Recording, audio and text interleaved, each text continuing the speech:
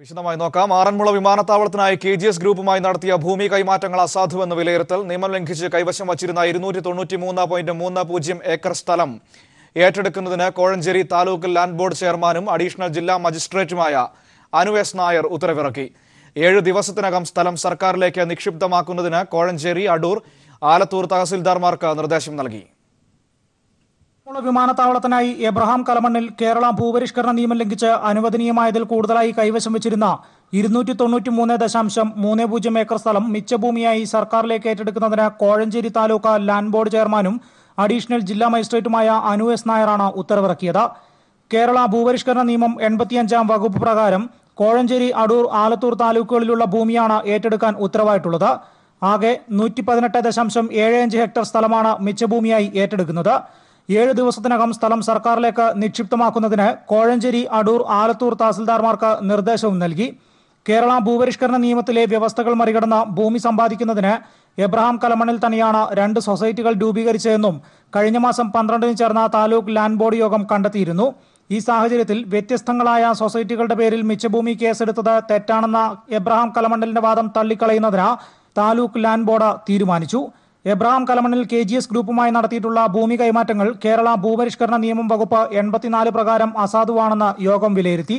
ഭൂപരിഷ്കരണ നിയമത്തിലെ ഇളവ് ആറന്മുള വിമാനത്താവള കമ്പനിക്ക് അനുവദിക്കുന്നതിന് കഴിയില്ലെന്നുള്ള സർക്കാർ തീരുമാനവും ആറന്മുള വിമാനത്താവള പദ്ധതി നിർമ്മാണവുമായി ബന്ധപ്പെട്ട നടപടികൾ തുടരേണ്ടതില്ലെന്നുള്ള സർക്കാർ തീരുമാനവും നിരീക്ഷിച്ചാണ് ഈ നിഗമനത്തിൽ യോഗം എത്തിച്ചേർന്നത്. ബിജേഷ് നടുവിൽ, പത്തനംതിട്ട. മുൻ ധനമന്ത്രി KM മാണിക്കെതിരായ ബാർ കോഴക്കേസിൽ ബാർ ഉടമ ബിജു രമേശ് അന്വേഷണ സംഘത്തിന് നൽകിയത് എഡിറ്റ് ചെയ്ത ശബ്ദരേഖയാണെന്ന് ഫോറൻസിക് റിപ്പോർട്ട്. അഹമ്മദാബാദിലെ സെൻട്രൽ ഫോറൻസിക് ലാബിൽ നടത്തിയ പരിശോധനയിലാണ് കണ്ടെത്തൽ. അതേസമയം കേസ് അട്ടിമറിക്കാൻ വിജിലൻസ് ശ്രമിക്കുന്നുവെന്നാണ് ബിജു രമേശിന്റെ ആരോപണം. അഹമ്മദാബാദിലെ സെൻട്രൽ ഫോറൻസിക് ലബോറട്ടറിയിൽ നടന്ന പരിശോധനയിലാണ് ബിജു രമേശ് വിജിലൻസിന് നൽകിയത് എഡിറ്റ് ചെയ്ത ശബ്ദരേഖയാണെന്ന് തെളിഞ്ഞത്. അന്നത്തെ ധനമന്ത്രി KM മാണി അടക്കമുള്ള UDF മന്ത്രിമാർക്ക് പണം നൽകുവാൻ ബാറുടമകളിൽ നിന്ന് പണപ്പിരിവ് നടത്തിയെന്നതിന് തെളിവായാണ് ബിജു രമേശ് ജിയോണി ഫോണും CD-യും അടങ്ങുന്ന തെളിവുകൾ വിജിലൻസിന് നൽകിയിരുന്നത്. തുടർന്ന് ലാബിൽ നടത്തിയ വിദഗ്ധ പരിശോധനയിലാണ് ഫോൺ സംഭാഷണം എഡിറ്റ് ചെയ്തതാണെന്ന് തെളിഞ്ഞത്. ലാബിലെ പരിശോധനാ ഫലങ്ങളടങ്ങിയ റിപ്പോർട്ട് വിജിലൻസ് കഴിഞ്ഞ ദിവസം കോടതിയിൽ സമർപ്പിച്ചിരുന്നു. എന്നാൽ കേസിൽ കൈവശമുള്ള തെളിവുകൾ നടത്തണമെന്നും വിജിലൻസ് ആവശ്യപ്പെട്ടു. ഇതനുസരിച്ച് അന്വേഷണ റിപ്പോർട്ട് സമർപ്പിക്കുവാൻ 3 ആഴ്ചത്തെ സമയവും കോടതി അനുവദിച്ചിരുന്നു. തുടർന്നാണ് ഗുജറാത്തിലെ ലാബിൽ വിദഗ്ധമായ പരിശോധന നടത്തിയത്. പരിശോധനാ റിപ്പോർട്ട് അന്വേഷണ സംഘം തിരുവനന്തപുരം വിജിലൻസിന്റെ പ്രത്യേക കോടതിയിൽ സമർപ്പിച്ചു. 4-ാം തീയതി കോടതി കേസ് പരിഗണിക്കുമ്പോൾ ഇതുകൂടി പരിശോധിക്കും. എന്നാൽ ശബ്ദരേഖ തെളിവായി സ്വീകരിക്കാനാകില്ലെന്നാണ് വിജിലൻസിന്റെ വിലയിരുത്തൽ. അതേസമയം സംഭാഷണം റെക്കോർഡ് ചെയ്ത ഫോൺ പൂർണ്ണമായും പരിശോധിക്കാതെ CD മാത്രമാണ് പരിശോധിച്ചതെന്നും കേസ് അട്ടിമറിക്കാൻ വിജിലൻസ് ശ്രമിക്കുന്നുവെന്നും ബിജു രമേശ് ആരോപിക്കുന്നുണ്ട്. News bureau, Thiruvananthapuram. തൽക്കാലം കേരളത്തിലേക്ക് ഇല്ലെന്ന് PDP ചെയർമാൻ അബ്ദുൽ നാസർ മാദനി. സുരക്ഷയ്ക്ക് 15 ലക്ഷം രൂപ സർക്കാർ അക്കൗണ്ടിൽ നിക്ഷേപിക്കണമെന്ന കർണാടക പോലീസിന്റെ നിലപാട് എടുത്തിരുന്നു. എന്നാൽ ഇത്ര വലിയ തുക കെട്ടിവെച്ച് യാത്ര നടത്താനാവില്ലെന്ന് അബ്ദുൽ നാസർ മാദനിയുടെ അഭിഭാഷകൻ അറിയിച്ചു. ഇതിനെ തുടർന്നാണ് ഇത്തരത്തിലുള്ള തീരുമാനത്തിലേക്ക് എത്തിയത്. കൊച്ചിയിൽ ആക്രമിക്കപ്പെട്ട നടിയുടെ പേര് നടൻ അജു വർഗീസ് ഫേസ്ബുക്കിൽ പരാമർശിച്ചെന്ന കേസ് റദ്ദാക്കാനാവില്ലെന്ന് ഹൈക്കോടതി. ഇരയുമായി ഒത്തുതീർപ്പുണ്ടാക്കി കേസ് റദ്ദാക്കാനാവില്ലെന്നും കോടതി വ്യക്തമാക്കി. കേസിൽ പരാതിക്കാരന്റെ നിലപാട് അറിയിക്കാൻ കോടതി നോട്ടീസ് അയച്ചു. പോലീസ് അന്വേഷണത്തിൽ ഇടപെടാനാവില്ലെന്ന് ചൂണ്ടിക്കാട്ടിയാണ് നടൻ അജു വർഗീസിനെതിരായ കേസ് റദ്ദാക്കാനാവില്ലെന്ന് ഹൈക്കോടതി വ്യക്തമാക്കിയത്. ഇരയുമായി ഒത്തുതീർപ്പുണ്ടാക്കി FIR റദ്ദാക്കാനാവില്ലെന്നും കോടതി പറഞ്ഞു. വിഷയം 2 വ്യക്തികൾ തമ്മിലുള്ളതല്ലെന്നും സമൂഹത്തെ ബാധിക്കുന്നതാണെന്നും കോടതി നിരീക്ഷിച്ചു. ഹർജിയെ സർക്കാർ അഭിഭാഷകൻ എതിർത്തു. കേസ് റദ്ദാക്കുന്നത് തെറ്റായ സന്ദേശം നൽകുമെന്ന് സർക്കാർ കോടതിയെ അറിയിച്ചു. കേസിലെ പരാതിക്കാരന്റെ നിലപാട് അറിയിക്കാൻ ഹൈക്കോടതി നോട്ടീസ് അയച്ചു. ആക്രമിക്കപ്പെട്ട നടിയുടെ പേര് വെളിപ്പെടുത്തിയ കേസിൽ FIR റദ്ദാക്കണമെന്ന ആവശ്യവുമായാണ് അജു ഹൈക്കോടതിയെ സമീപിച്ചത്. കേസ് പിൻവലിക്കുന്നതിൽ തനിക്ക് എതിർപ്പില്ലെന്ന നടിയുടെ സത്യവാങ്മൂലവും അജു കോടതിയിൽ സമർപ്പിച്ചിരുന്നു. വിഷയത്തിൽ തനിക്ക് പരാതിയില്ലെന്നും കേസ് കൊടുക്കാൻ താൻ ആരെയും ചുമതലപ്പെടുത്തിയില്ലെന്നും സത്യവാങ്മൂലത്തിൽ നടി വ്യക്തമാക്കുന്നുണ്ട്. ഹർജി കോടതി പിന്നീട് പരിഗണിക്കും. കളമശ്ശേരി സ്വദേശി ഗിരീഷ് ബാബുവാണ് കേസിലെ പരാതിക്കാരൻ. ദിലീപിനെതിരായ ആരോപണങ്ങളുടെ പശ്ചാത്തലത്തിലായിരുന്നു ഫേസ്ബുക്കിൽ നടിയുടെ പേര് അജു സൂചിപ്പിച്ചത്. എന്നാൽ ഇത് തെറ്റാണെന്ന് തിരുത്തി അജു വർഗീസ് മാപ്പ് ചോദിച്ചിരുന്നു. News bureau, Kochi. നടി ആക്രമിക്കപ്പെട്ട കേസിൽ പേര് പരാമർശിച്ചതിൽ ഇരയ്ക്ക് പരാതിയില്ലെങ്കിലും കുറ്റം ഇല്ലാതാകില്ലെന്ന ഹൈക്കോടതി പരാമർശം പോലീസിനെയും വെട്ടിലാക്കുന്നു. നടിയുടെ പേര് ഉൾപ്പെടുത്തി ഫേസ്ബുക്ക് പോസ്റ്റിട്ട റിമ കല്ലിങ്കലിനെതിരെ കേസെടുക്കാത്തതാണ് പോലീസിന് വിനയായത്. ഇക്കാര്യത്തിൽ നിയമോപദേശം തേടിയിരിക്കുകയാണ് പോലീസ്. ഫേസ്ബുക്ക് പോസ്റ്റിൽ ഇരയായ നടിയുടെ പേര് പരാമർശിച്ചതിൽ അജു വർഗീസിനെതിരെ കേസെടുത്ത നടപടി സ്റ്റേ ചെയ്യാനാവില്ലെന്ന് ചൂണ്ടിക്കാട്ടി ഹൈക്കോടതി നടത്തിയ പരാമർശമാണ് ഇപ്പോൾ പോലീസിന് വിനയായത്. നേരത്തെ സമാനമായ കുറ്റം ചെയ്ത റീമ കല്ലിങ്ങിനെതിരെ ഇതുവരെ നടപടിയെടുക്കാത്തത് പോലീസിനെയും വിട്ടിലാക്കി. ഇരയ്ക്ക് പരാതിയില്ലെന്ന് എഴുതി നൽകിയ കത്ത് ഹാജരാക്കിയായിരുന്നു റീമ അന്ന് കേസിൽ നിന്നും തലയൂരിയത്. ദിലീപിനെ അറസ്റ്റ് ചെയ്ത ശേഷം നടി ഇറക്കിയ പ്രസ്താവന ഫേസ്ബുക്ക് പോസ്റ്റിൽ ഇട്ടപ്പോഴായിരുന്നു റീമയ്ക്ക് അബദ്ധം പിണഞ്ഞത്. പിന്നീട് പേര് മാറ്റിയെങ്കിലും അബ്ദുള്ള സയണി എന്നയാൾ വിനാനിപുരം പോലീസിൽ പരാതി നൽകുകയായിരുന്നു. എന്നാൽ ഇപ്പോൾ അജു വർഗീസും ഇരയുമായി ഒത്തീർപ്പാക്കിയ വിവരം അറിയിച്ചപ്പോഴാണ് ഇരയ്ക്ക് പരാതിയില്ലെങ്കിലും കുറ്റം ഇല്ലാതാകില്ലെന്ന് ഹൈക്കോടതി നിരീക്ഷിച്ചത്. ഇതോടെ റീമ കല്ലിങ്ങിനെതിരെയും കുറ്റം നിലനിൽക്കുന്ന സാഹചര്യമാണ് ഇപ്പോഴുള്ളത്. പുതിയ പശ്ചാത്തലത്തിൽ നിയമോപദേശം തേടി തുടർ നടപടികൾ സ്വീകരിക്കാനൊരുങ്ങുകയാണ് പോലീസ്. News bureau, Kochi. നടി ആക്രമിക്കപ്പെട്ട സംഭവത്തിൽ നടൻ സിദ്ദിഖിനെ ചോദ്യം ചെയ്തു. കളമശ്ശേരി പോലീസ് സ്റ്റേഷനിൽ വെച്ചാണ് സിദ്ദിഖിനെ ചോദ്യം ചെയ്തത്. അതേസമയം കാക്കനാട് ജയിലിൽ സൂപ്രണ്ടിന്റെ സാന്നിധ്യത്തിൽ പൾസർ സുനിയെ വീണ്ടും ചോദ്യം ചെയ്യാൻ അങ്കമാലി കോടതി അനുമതി നൽകി. ദിലീപ് പറഞ്ഞതനുസരിച്ച് പൾസർ സുനിയെ വിളിച്ചിട്ടുണ്ടെന്ന് മാനേജർ അപ്പുണ്ണി പോലീസിനോട് പറഞ്ഞു. ഇതിനിടെ സുനി ഉൾപ്പെടെയുള്ള പ്രതികളുടെ റിമാൻഡ് കാലാവധി ഈ മാസം 16 വരെ നീട്ടി.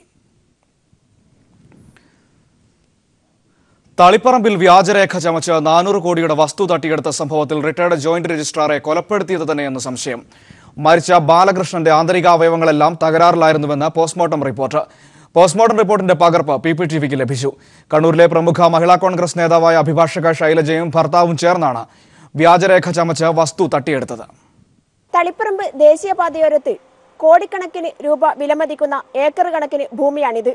ഈ ഭൂമി തട്ടിയെടുക്കാനാണ് അഭിഭാഷകയും ഭർത്താവും വൃദ്ധനെ കൊന്നത് എന്ന ആരോപണമാണ് ഉയരുന്നത്. ആ വിവാദം കത്തിപ്പടരുകയാണ്. അതേസമയം ആ വിവാദം ശരിയാണ് എന്ന സൂചനകളിലേക്കാണ് കാര്യങ്ങൾ നീങ്ങുന്നത്. പയ്യന്നൂർ തളിപ്പറമ്പിൽ അഭിഭാഷകയും കുടുംബവും സ്വത്ത് തട്ടിയെടുക്കാൻ വൃദ്ധനെ കൊന്നു എന്ന ആരോപണം ശരിവെക്കുന്ന സൂചനകളാണ് പുറത്തുവരുന്നത്.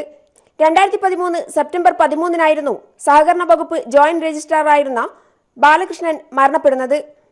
മഹിളാ കോൺഗ്രസ് ജില്ലാ ഭാരവാഹിയും കോൺഗ്രസ് അഭിഭാഷക അസോസിയേഷൻ നേതാവുമായ ശൈലജയും ഭർത്താവും ചേർന്ന് സ്വത്ത് തട്ടിയെടുക്കാൻ ബാലകൃഷ്ണനെ കൊന്നുവെന്നായിരുന്നു പരാതി. ഭർത്തൃമതിയായ ജാനകിയെ ബാലകൃഷ്ണന്റെ ഭാര്യയായി പ്രതിഷ്ഠിച്ച് ഇവരുടെ അധീനതയിലുള്ള സ്വത്തുക്കൾ തട്ടുക എന്നുള്ളതായിരുന്നു. ബാലകൃഷ്ണന്റെ മരണം ദുരൂഹ മരണം അന്വേഷിക്കണമെന്നാവശ്യപ്പെട്ടുകൊണ്ട് ഇക്കഴിഞ്ഞ 22-ാം തീയതി നാട്ടുകാരും ബന്ധുക്കളും അയൽവാസികളും ഒക്കെ ചേർന്നുകൊണ്ട് ഒരു ആക്ഷൻ കമ്മിറ്റി രൂപീകരിച്ച് മിക്ക രേഖകളും അത് സംബന്ധിച്ച് ഞങ്ങൾ ശേഖരിച്ചിട്ടുണ്ട്. Legal hair certificate, postmortem report, അതുപോലെ തന്നെ ഡെത്ത് സർട്ടിഫിക്കറ്റ്, ക്രിമേഷൻ ചെയ്ത കാര്യങ്ങളെ സംബന്ധിച്ച് കോടതിയുടെ പ്രാരംഭ വാദത്തിൽ തന്നെ ഇതിൽ കാമുണ്ടെന്ന് മനസ്സിലാക്കുകയും കോടതി ഇത് അന്വേഷിക്കണമെന്ന് ആവശ്യമായ ഉത്തരവ് പുറപ്പെടുവിച്ചതിൻ്റെ അടിസ്ഥാനത്തിലാണ് ഇത് സംബന്ധിച്ചുള്ള വിശദമായ അന്വേഷണങ്ങൾക്ക് വേണ്ടി കോടതി ഉത്തരവിടുകയും നടപടിക്രമങ്ങൾ ആരംഭിക്കുകയും ചെയ്തത്. തിരുവനന്തപുരത്ത് നിന്നും പവർ ഓഫ് അറ്റോർണി എഴുതി വാങ്ങാൻ പരാജയപ്പെട്ട് വിദഗ്ധ ചികിത്സയുടെ പേരിൽ ബാലകൃഷ്ണനെ കണ്ണൂരിലേക്ക് കൊണ്ടുവരും വഴി കൊടുങ്ങല്ലൂരിൽ വെച്ച് ബാലകൃഷ്ണന്റെ മൃതദേഹം ആശുപത്രിയിൽ എത്തിക്കുകയായിരുന്നു. ആന്തരാവയവങ്ങൾക്ക് ഗുരുതരമായ പ്രശ്നമുണ്ടായതായും അൺനാച്ചുറൽ ഡെത്ത് എന്നും രേഖപ്പെടുത്തിയ പോസ്റ്റ്മോർട്ടം റിപ്പോർട്ടാണിത്. വ്യാജരേഖ സൃഷ്ടിക്കാൻ സഹായിച്ച ഉദ്യോഗസ്ഥരടക്കം 4 പേരാണ് പ്രതികൾ. ശൈലജ അടക്കമുള്ള പ്രതികൾ ഒളിവിലാണ്. PV Joshila, news bureau, Kannur. PC ജോർജിനെതിരെ നടപടി വേണമെന്ന വുമൻ ഇൻ സിനിമ കളക്ടീവ്. ഏതെങ്കിലും തരത്തിൽ സാമൂഹ്യ ബോധമോ രാഷ്ട്രീയ ബോധമോ ഉള്ള ഒരാൾ പറയുന്ന കാര്യങ്ങളല്ല PC ജോർജ് തന്റെ പത്രസമ്മേളനത്തിൽ പറഞ്ഞു കണ്ടത് എന്നും ഒരു നിയമസഭാ സാമാജികനിൽ നിന്ന് അങ്ങേയറ്റം സ്ത്രീവിരുദ്ധവും സാമൂഹ്യ വിരുദ്ധവുമായ ഇത്തരമൊരു പ്രസ്താവന ഉണ്ടായതിൽ രാഷ്ട്രീയ കേരളം ലജ്ജിക്കേണ്ടതാണെന്നും WCC പ്രതികരിച്ചു. പ്രതിഭാഗത്തോടൊപ്പം ചേർന്ന് അവരെ രക്ഷപ്പെടുത്താനുള്ള ഗൂഢാലോചന നടത്തുകയാണോ PC ജോർജ് എന്ന് സംശയിക്കുന്നതായും WCC. MLAക്കെതിരെ നടപടിയെടുക്കണമെന്ന വിമൻ ഇൻ സിനിമ കളക്ടീവ് പ്രവർത്തകർ നിയമസഭാ സ്പീക്കറോട് അഭ്യർത്ഥിച്ചു. ഫേസ്ബുക്കിലൂടെയാണ് WCCയുടെ പ്രതികരണം. ഗ്യാസ് സബ്സിഡി നിർത്തലാക്കുന്നതിനെതിരെ പാർലമെന്റിൽ വൻ പ്രതിഷേധം. പ്രതിപക്ഷ പ്രതിഷേധത്തെ തുടർന്ന് രാജ്യസഭ പലതവണ നിർത്തിവച്ചു. സാധാരണക്കാരെ കൊള്ളയടിക്കുകയാണ് കേന്ദ്ര സർക്കാരെന്ന് സീതാറാം യെച്ചൂരി കുറ്റപ്പെടുത്തി. അനർഹരുള്ള സബ്സിഡി നിർത്തലാക്കുമെന്നും എന്നാൽ അർഹരായവർക്ക് പ്രധാനമന്ത്രി ഉജ്ജ്വല യോജന പദ്ധതി പ്രകാരം സബ്സിഡി നൽകുമെന്നും കേന്ദ്ര പെട്രോളിയം മന്ത്രി പാർലമെന്റിനെ അറിയിച്ചു. 5 കോടി കുടുംബങ്ങൾക്ക് പ്രധാനമന്ത്രി ഉജ്ജ്വല യോജന പദ്ധതി പ്രകാരം നൽകിവരുന്ന ഗ്യാസ് സബ്സിഡി നിലനിർത്തി മുഖം രക്ഷിക്കാനുള്ള ശ്രമത്തിലാണ് കേന്ദ്ര സർക്കാർ. പാചകവാതക സബ്സിഡി മാർച്ച് വരെ മാത്രമാക്കിയതിനെതിരെ പാർലമെന്റിന്റെ ഇരുസഭകളിലും വൻ പ്രതിഷേധമുയർന്നു. ഇതേ തുടർന്നാണ് സബ്സിഡി വിഭജിക്കുന്ന കാര്യം രാജ്യസഭയിലുണ്ടായിരുന്ന പെട്രോളിയം മന്ത്രി ധർമ്മേന്ദ്ര പ്രധാൻ അറിയിച്ചത്. എന്നാൽ ഇത്തരം നടപടികളല്ല, ഉത്തരവ് തന്നെ പൂർണ്ണമായും പിൻവലിക്കണമെന്നാവശ്യപ്പെട്ട് പ്രതിപക്ഷം നടുത്തളത്തിലിറങ്ങി. അന്താരാഷ്ട്ര വിപണിയിൽ ക്രൂഡ് ഓയിൽ വില താഴുമ്പോഴാണ് കേന്ദ്ര സർക്കാർ സബ്സിഡി എടുത്തുകളഞ്ഞ് സാധാരണക്കാരെ കൊള്ളയടിക്കുന്നതെന്ന് സീതാറാം യെച്ചൂരി കുറ്റപ്പെടുത്തി. ഗ്യാസ് വില താങ്ങാനാകാതെ വീണ്ടും പാവപ്പെട്ട സ്ത്രീകൾ വിറകടുപ്പുകളെ സമീപിക്കുന്നത് ആരോഗ്യ പ്രശ്നങ്ങളുണ്ടാക്കുമെന്ന കാര്യവും കേന്ദ്ര സർക്കാർ ഓർമ്മിക്കണമെന്ന് യെച്ചൂരി പറഞ്ഞു. സമാജ്വാദി, JDU, തൃണമൂൽ കോൺഗ്രസ് അംഗങ്ങളും പ്രതിഷേധത്തിൽ അണിനിരന്നു. ഇതേ തുടർന്ന് 2 തവണ രാജ്യസഭ നിർത്തിവച്ചു. ലോക്സഭയിൽ അടിയന്തര പ്രമേയമായി വിഷയം ഉന്നയിക്കപ്പെട്ടെങ്കിലും സ്പീക്കർ അനുവദിച്ചില്ല. തുടർന്ന് ശൂന്യവേളയിൽ PK Shrimati, KC Venugopal, NK Premendran തുടങ്ങിയവർ വിഷയം സഭയുടെ ശ്രദ്ധയിൽ കൊണ്ടുവന്നു. News bureau, Delhi. തിരുവനന്തപുരത്തെ ഗ്രീൻഫീൽഡ് സ്റ്റേഡിയത്തിൽ അന്താരാഷ്ട്ര 2020 മത്സരങ്ങൾ നടത്താൻ യോഗ്യമാണെന്ന് BCCIയുടെ ടെക്നിക്കൽ കമ്മിറ്റി വിലയിരുത്തി. ഈ വർഷം ഈ സ്റ്റേഡിയത്തിൽ ഒരു അന്താരാഷ്ട്ര 2020 മത്സരവും BCCI അനുവദിച്ചു. തിരുവനന്തപുരം കാര്യവട്ടത്തെ ഗ്രീൻഫീൽഡ് സ്റ്റേഡിയത്തിലേക്ക് രാജ്യാന്തര 2020 മത്സരം വിരുന്നെത്തുന്നു. കേരളത്തിലെ ക്രിക്കറ്റ് ആരാധകർക്ക് ആവേശം പകരുന്ന ഈ വാർത്ത BCCI ആണ് പുറത്തുവിട്ടത്. ഡിസംബർ 20-ന് ഇന്ത്യയും ശ്രീലങ്കയും തമ്മിലാണ് പോരാട്ടം. കൊൽക്കത്തയിൽ നടന്ന BCCI ടൂർസ് ആൻഡ് ഫിക്ചേഴ്സ് കമ്മിറ്റിയാണ് ഇക്കാര്യത്തിൽ അന്തിമ തീരുമാനം കൈക്കൊണ്ടത്. ഇതോടെ കൊച്ചിക്ക് പിന്നാലെ കേരളത്തിൽ രാജ്യാന്തര ക്രിക്കറ്റ് മത്സരം നടക്കുന്ന രണ്ടാമത്തെ സ്റ്റേഡിയമായി കാര്യവട്ടം ഗ്രീൻഫീൽഡ് മാറും. ശ്രീലങ്കയുടെ ഇന്ത്യൻ പര്യടനത്തിലെ ടെസ്റ്റ് മത്സരങ്ങളൊന്നിന്റെ വേദിയായി തിരുവനന്തപുരം ഗ്രീൻഫീൽഡ് സ്റ്റേഡിയത്തെ പരിഗണിക്കുന്നുണ്ടെന്ന് BCCI വൃത്തങ്ങൾ നേരത്തെ അറിയിച്ചിരുന്നു. എന്നാൽ 2020 മത്സരം നടത്താനാണ് അനുമതി ലഭിച്ചത്. 1988 ജനുവരി 25-നാണ് തിരുവനന്തപുരം അവസാനമായി ഒരു രാജ്യാന്തര ക്രിക്കറ്റ് മത്സരത്തിന് വേദിയായത്. ഇന്ത്യ വെസ്റ്റ് ഇൻഡീസ് ഏകദിന പരമ്പരയിലെ 7ാം ഏകദിനമാണ് അന്ന് തിരുവനന്തപുരത്ത് നടന്നത്. യൂണിവേഴ്സിറ്റി സ്റ്റേഡിയമായിരുന്നു അന്ന് വേദി. ഇപ്പോഴത്തെ ഇന്ത്യൻ പരിശീലകൻ രവിശാസ്ത്രിയായിരുന്നു അന്ന് ഇന്ത്യൻ ക്യാപ്റ്റൻ. കേരളം ആതിഥേയത്വം വഹിച്ച ദേശീയ ഗെയിംസിനു വേണ്ടിയായിരുന്നു 240 കോടി രൂപ ചെലവിട്ട് ഗ്രീൻഫീൽഡ് സ്റ്റേഡിയം നിർമ്മിച്ചത്. 50,000 പേർക്ക് ഇവിടെ ഇരുന്ന് കളി കാണാം. അത്ലറ്റിക്സും ഫുട്ബോളും ഉൾപ്പെടെ വിവിധ മത്സരങ്ങൾക്കുള്ള സൗകര്യങ്ങളോടുകൂടിയാണ് സ്റ്റേഡിയം നിർമ്മിച്ചത്. എന്നാൽ ദേശീയ ഗെയിംസിനു ശേഷം ഇവിടെ കാര്യമായ മത്സരങ്ങളൊന്നും നടന്നിരുന്നില്ല. ഒടുവിൽ സ്റ്റേഡിയം കേരള ക്രിക്കറ്റ് അസോസിയേഷൻ ഏറ്റെടുക്കുകയായിരുന്നു. ഇതിനുശേഷമാണ് ഇവിടെ BCCIയുടെ സാങ്കേതിക സമിതി പരിശോധന നടത്തിയത്. Sports desk, people TV. അന്താരാഷ്ട്ര നിലവാരമുള്ള ഇന്ത്യയിലെ തന്നെ ഏറ്റവും മികച്ച സ്റ്റേഡിയം എന്ന വിശേഷണത്തിന് അർഹമായ ഗ്രീൻഫീൽഡ് സ്റ്റേഡിയത്തിലാണ് 2020 ക്രിക്കറ്റ് മത്സരം നടക്കാൻ പോകുന്നത്. കേരളത്തിലെ ആദ്യ അന്താരാഷ്ട്ര 2020 ക്രിക്കറ്റ് മത്സരത്തിന് വേദിയാകുന്ന കഴക്കൂട്ടത്തെ ഗ്രീൻഫീൽഡ് സ്റ്റേഡിയത്തിൽ 50,000 ഇരിപ്പിടങ്ങൾ കാണികൾക്കായി സജ്ജീകരിച്ചിട്ടുണ്ട്. ക്ലബ് ഹൗസ്, കളിക്കാർക്കായുള്ള താമസ സൗകര്യം, മൾട്ടി ജിം എന്നിങ്ങനെ പോകുന്നു തലസ്ഥാനത്തിന്റെ സ്വന്തം ഗ്രീൻഫീൽഡ് സ്റ്റേഡിയത്തിന്റെ സൗകര്യങ്ങൾ. 2020 ക്രിക്കറ്റിന് വേദിയാകാൻ പോകുന്നത് തിരുവനന്തപുരം കഴക്കൂട്ടത്തെ ഈ ഗ്രീൻഫീൽഡ് സ്റ്റേഡിയമാണ്. ഈ വാർത്ത പുറത്തു വന്നപ്പോൾ മുതൽ തന്നെ ക്രിക്കറ്റ് പ്രേമികളെല്ലാം തന്നെ ആവേശത്തിലായിരിക്കുന്നു. ഡിസംബർ 20-ന് ഇവിടെ ആവേശം ജനിപ്പിച്ചുകൊണ്ട് ക്രിക്കറ്റ് പ്രേമികളെ ആവേശത്തിലാക്കിക്കൊണ്ട് ഇന്ത്യയും ശ്രീലങ്കയും തമ്മിലുള്ള മത്സരം അരങ്ങേറും. ICC സംഘം നേരിട്ട് പരിശോധന നടത്തി 5 സ്റ്റാർ പദവി കൊടുക്കാവുന്ന നിലവാരത്തിലുള്ള സ്റ്റേഡിയം എന്ന് വിശേഷിപ്പിച്ചിരിക്കുന്ന സ്റ്റേഡിയം കൂടിയാണ് ഗ്രീൻഫീൽഡ് സ്റ്റേഡിയം. അന്താരാഷ്ട്ര നിലവാരത്തിലെ സ്റ്റേഡിയത്തിൽ ക്ലബ് ഹൗസ്, കളിക്കാർക്ക് താമസിക്കാനുള്ള സൗകര്യം, മൾട്ടി ജിം എന്നിവയും സജ്ജീകരിച്ചിട്ടുണ്ട്. 50,000 കാണികൾക്ക് ഇവിടെ ഇരുന്ന് വിശാലമായി കളി ആസ്വദിക്കാം. ഇംഗ്ലണ്ടിലെ സ്റ്റേഡിയങ്ങൾ പോലെ ഗ്യാലറിയും ഗ്രൗണ്ടും തമ്മിലുള്ള അകലം ഗ്രീൻഫീൽഡ് സ്റ്റേഡിയത്തിലും കുറവാണ്. അതുകൊണ്ട് തന്നെ കളി കാണാനെത്തുന്നവർക്ക് കളിക്കാരെയും കളിയുടെ സുവർണ നിമിഷങ്ങളെയും കൂടുതൽ അടുത്തു കാണാനും ആവും. അത്യാധുനിക രീതിയിലുള്ള ഇരിപ്പിടങ്ങളും സ്റ്റേഡിയത്തിൻ്റെ മറ്റൊരു പ്രത്യേകതയാണ്. ടെലിവിഷൻ സംപ്രേഷണത്തിന് ഏറ്റവും അനുയോജ്യമായ സൗകര്യങ്ങളുള്ള സ്റ്റേഡിയം എന്നതും ഗ്രീൻഫീൽഡ് സ്റ്റേഡിയത്തിനെ മികവുറ്റതാക്കിയിരിക്കുന്നു. വാഹനങ്ങൾക്കുള്ള പാർക്കിംഗ്, കളിക്കാരുടെ സുരക്ഷ, കാണികൾക്ക് കളി കണ്ടു മടങ്ങാനുള്ള വിശാലമായ പ്രവേശനം തുടങ്ങിയവയ്ക്ക് ഇവിടെ പ്രത്യേക സംവിധാനമുണ്ട്. മികച്ച പിച്ച് എന്ന തരത്തിലുള്ള അഭിനന്ദനവും തലസ്ഥാനത്തിന്റെ അഭിമാനമായ കഴക്കൂട്ടത്തെ ഗ്രീൻഫീൽഡ് സ്റ്റേഡിയത്തിന് സ്വന്തം. 50,000-ലധികം കാണികൾക്ക് ഇവിടെ ഇരുന്ന് തത്സമയം കളി ആസ്വദിക്കാവുന്നതാണ്. ഏതായാലും ഈ കളി തിരുവനന്തപുരത്ത് എത്തിയതോടുകൂടി തന്നെ തിരുവനന്തപുരത്തുകാരും ആവേശത്തിലായിരിക്കുന്നു. ഇനി ഡിസംബർ 20-നായുള്ള കാത്തിരിപ്പ്. ക്യാമറാമാൻ ബിച്ചു പൂവച്ചലിനൊപ്പം സുനിൽ അരിമാനു. ലോക അത്ലറ്റിക് മീറ്റിൽ തന്നെ പങ്കെടുപ്പിക്കണമെന്ന ഉത്തരവ് നടപ്പാക്കാത്തതിനെതിരെ PU ചിത്ര സമർപ്പിച്ച കോടതിയലക്ഷ്യ ഹർജി ഹൈക്കോടതി ഡിവിഷൻ ബെഞ്ചിന് വിട്ടു. ഇതിനിടെ വിഷയത്തിൽ വിശദമായ സത്യവാങ്മൂലം സമർപ്പിക്കാൻ ഇന്ത്യൻ അത്ലറ്റിക് ഫെഡറേഷൻ സാവകാശം തേടി. എന്നാൽ കോടതി ഇത് അനുവദിച്ചില്ല. കഴിഞ്ഞ ദിവസം PU ചിത്രയുടെ കോടതിയലക്ഷ്യ ഹർജി പരിഗണിച്ച കോടതി ഇന്ത്യൻ അത്ലറ്റിക് ഫെഡറേഷനോട് വിശദമായ സത്യവാങ്മൂലം സമർപ്പിക്കാൻ നിർദ്ദേശിച്ചിരുന്നു. കോടതി ഉത്തരവ് നടപ്പിലാക്കാത്ത സാഹചര്യം വിശദീകരിച്ച് സത്യവാങ്മൂലം സമർപ്പിക്കാനായിരുന്നു നിർദ്ദേശം. എന്നാൽ ഇന്ന് കേസ് പരിഗണിച്ചപ്പോൾ ഇന്ത്യൻ അത്ലറ്റിക് ഫെഡറേഷൻ ഇത് പാലിച്ചില്ല. ഉദ്യോഗസ്ഥർ ലണ്ടനിലായതിനാൽ കൂടുതൽ സമയം വേണമെന്നായിരുന്നു ഫെഡറേഷന്റെ ആവശ്യം. ഇത് കോടതി അംഗീകരിച്ചില്ല. ഫെഡറേഷന്റെ നടപടി വ്യക്തമായ കോടതി ലക്ഷ്യമാണെന്ന് ചിത്രയുടെ അഭിഭാഷകനും വാദിച്ചു. ഇത് പരിഗണിച്ച കോടതി കേസ് ചീഫ് ജസ്റ്റിസ് ഉൾപ്പെടുന്ന ഡിവിഷൻ ബെഞ്ചിന് കൈമാറുന്നതായി അറിയിക്കുകയായിരുന്നു. കോടതിയലക്ഷ്യ നടപടികൾ ആരംഭിക്കുന്നതിന്റെ ഭാഗമായാണിത്. സിംഗിൾ ബെഞ്ചിന് കോടതിയലക്ഷ്യ ഹർജികൾ പരിഗണിക്കാനാവില്ല. News bureau, Kochi.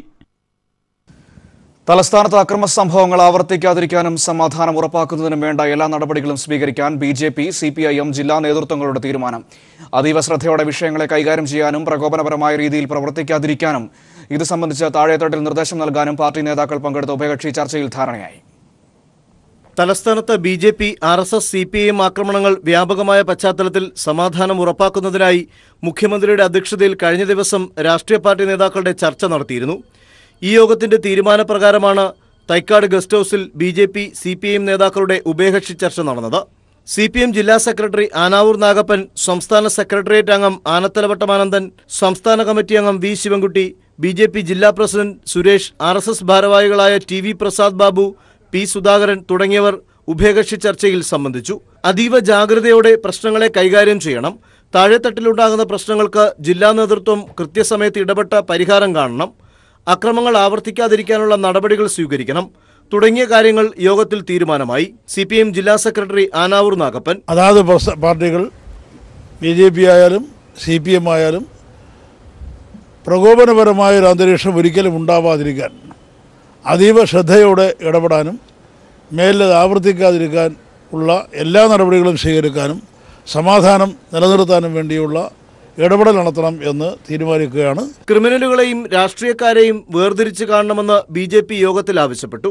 BJP ജില്ലാ പ്രസിഡന്റ് അഡ്വക്കേറ്റ് S സുരേഷ്, ഇവിടുത്തെ ജനങ്ങൾ ആഗ്രഹിക്കുന്നത് സമാധാനം ആയതുകൊണ്ട് ആ സമാധാനത്തിലേക്ക് ഈ നാട്ടിനെ കൊണ്ടുപോകുന്നതിന് വേണ്ടി എല്ലാവിധമായിട്ടുള്ള താല്പര്യവും അതിനുവേണ്ടിയുള്ള നടപടിക്രമങ്ങളും BJPയുടെ ഭാഗത്തുനിന്നുണ്ടാകും. യോഗത്തിൽ കൈക്കൊണ്ട തീരുമാനങ്ങൾ രാഷ്ട്രീയ പാർട്ടികൾ ഉടൻ അവരുടെ കീഴ്ഘടകങ്ങൾക്ക് കൈമാറും. News bureau, Thiruvananthapuram. BJP ജില്ലാ കമ്മിറ്റി അംഗത്തിനെതിരെ സ്ത്രീയെ അപമാനിച്ചതിന് പോലീസ് കേസെടുത്തു. അയൽവാസിയായ ദളിത് വീട്ടമ്മയുടെ പരാതിയിലാണ് കേസ്.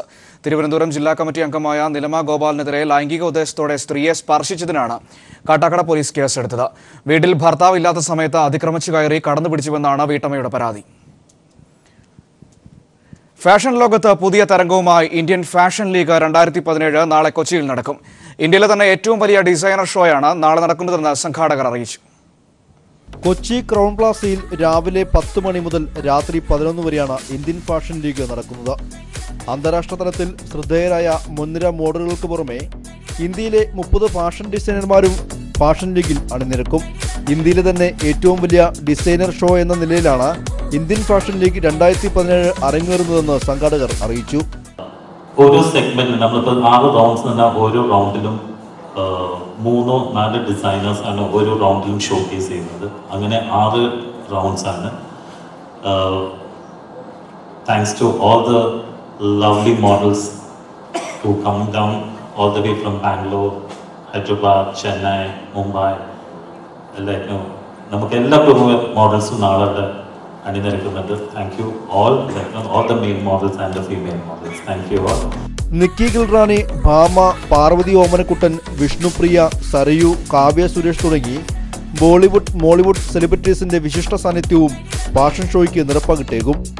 ഡോക്ടർ ജാജിമോൾ, ശ്രാവൺ രാമസ്വാമി, നൌഷിജ, ശ്വേത മേനോൻ, ഉനൈസ് മുസ്തഫ, സന്തോഷ് കുമാർ തുടങ്ങി ഡിസൈനർമാരും മേക്കപ്പുമാരുമാണ് സുന്ദരികളെ അണിയിച്ചൊരുക്കുക. എസ്പാനിയോ ഇവന്റ്സ് ഇന്ത്യ പ്രൈവറ്റ് ലിമിറ്റഡാണ് സംഘാടകർ. ഡാലു കൃഷ്ണദാസാണ് show director. Idavela Babu, Zulfi, Anwar A T തുടങ്ങിയവരും ഷോയുടെ സംഘാടകരാണ്. കൊച്ചിയിൽ വരാൻ പോകുന്ന ഇന്റർനാഷണൽ ലീഗിന്റെ ലോഗോ പ്രകാശനവും ചടങ്ങിൽ നടന്നു. News bureau, Kochi.